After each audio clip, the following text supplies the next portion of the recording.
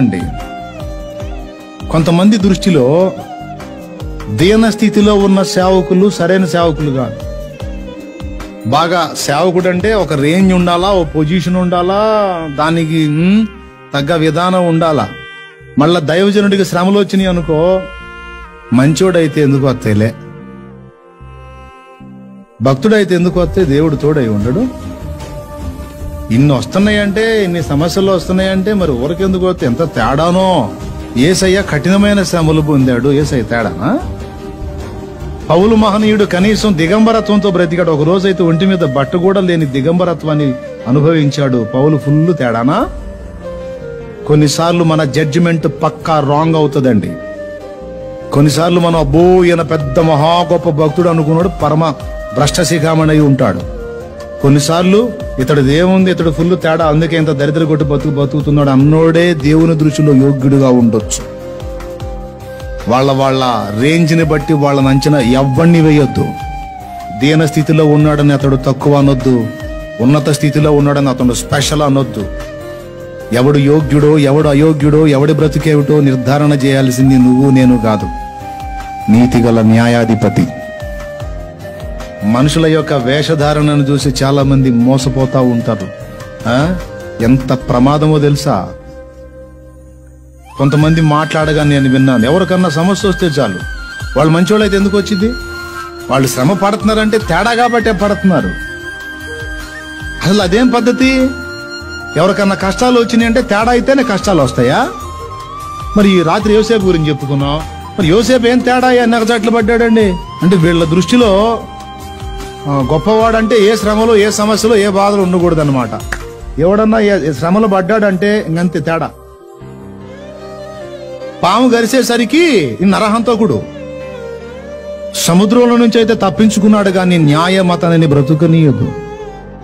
తప్పుడు జడ్జిమెంట్. ఈ మైండ్ ఎవరిదో తెలుసా? ఏబు స్నేహితుల మైండ్. ఏబు స్నేహితుల మైండో మనం కలిగి ఉండకూడదు అట్లాంటి మైండ్.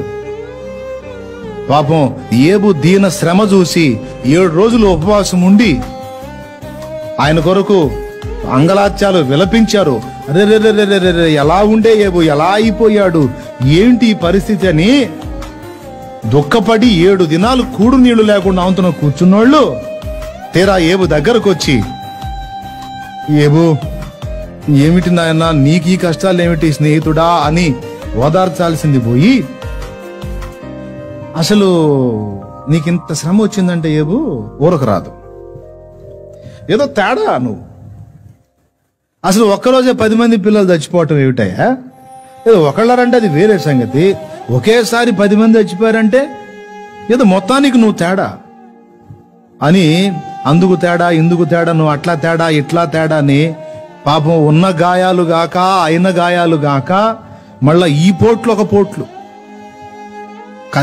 ఆ కష్టంలో ఓదార్చాల్సింది పోయి వాళ్ళ మాటలతో గాయపరుస్తుంటే ఏమన్నాడు, మీరు పనికిమాలిన వైద్యులు రా అన్నాడు.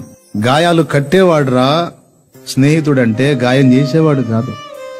వైద్యుడు గాయం మానిపేవాడురా. మీరు నన్ను బాగు చేయడానికి వచ్చిన వైద్యుల్లాగా లేరు, గాయపరచడానికి వచ్చిన పనికిమాలిన వైద్యుల్లాగా ఉన్నారు మీరు అని ఆయన వాళ్ళని గురించి బాధపడ్డాడు.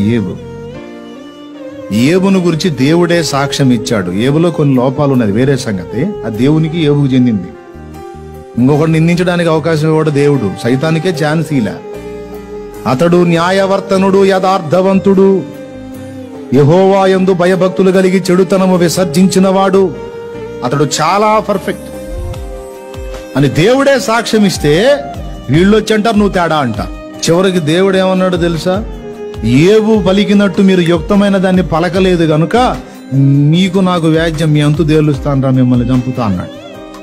అయ్యా పొరపాటు పడ్డామయ్యా అంటే, సరే ఏబు మీ పక్షమున నాకు విజ్ఞాపన చేస్తే అప్పుడు ఏబును బట్టి మిమ్మల్ని వదిలేస్తా, లేకపోతే మీ పని చేస్తానంటే అప్పుడు ఏబు వారి పక్షంగా అడిగితే దేవుడు కనికరించి వాళ్ళని వదిలేశాడు. కొంతమంది శ్రమ పడుతున్నందున, దీన స్థితిలో ఉన్నందున వాళ్ళను తక్కువ అంచనా వేయటం, తృణీకరించటం. కారులోంచి దిగినోడికేమో స్పెషల్ గౌరవం, సైకిల్ వేసుకొని దిగినోడికేమో అసలు పట్టించుకోని అనుభవం. నా బిడ్డలారా మీరైతే అలాగుండొద్దు. కారులో నుంచి వచ్చినోడైనా సైకిల్ ఓడైనా ఎవరైనా దేవుని సంబంధి అంటే అందరికీ ఒకే విలువ ఒకే గౌరవం ఇచ్చిన వాడే నా బిడ్డలు. గుర్తుపెట్టుకోండి. అంతేగాని అబ్బో ఆయన అసలు అమ్మో ఆయన ఏం చేయడు అసలు అమ్మో ఆయన అసలు అయ్యగారు మహా అయ్యగారు అమ్మో నీ తలకాయ कैसा मालूम आपको कौन बोले उन अच्छा बड़ा आदमी है बोल के कौन बोले యేసు బోలే నీ కళ్ళ ముందు కొన్నిసార్లు దీనులైన వాళ్ళని నీ ముందు రప్పించి నీ సైకాలజీని టెస్ట్ చేస్తాడు దేవుడు. భక్తులను అపార్థం చేసుకోవద్దు తొందరపడి, పరిశుద్ధులను అపార్థం చేసుకోవద్దు తొందరపడి. దరిద్రం మన దగ్గర ఉండకూడదండి. అవకాశం ఉన్నంత వరకు అందరిని అర్థం చేసుకోవటానికి, అది కూడా యుక్తముగా అర్థం చేసుకోవటానికి మనం ఆలోచన చేయాలి. కానీ వెంటనే నెగిటివ్గా అపార్థ దృష్టితో చూడటం అనేది మంచి పద్ధతి కాదు. ఇక్కడ ఏం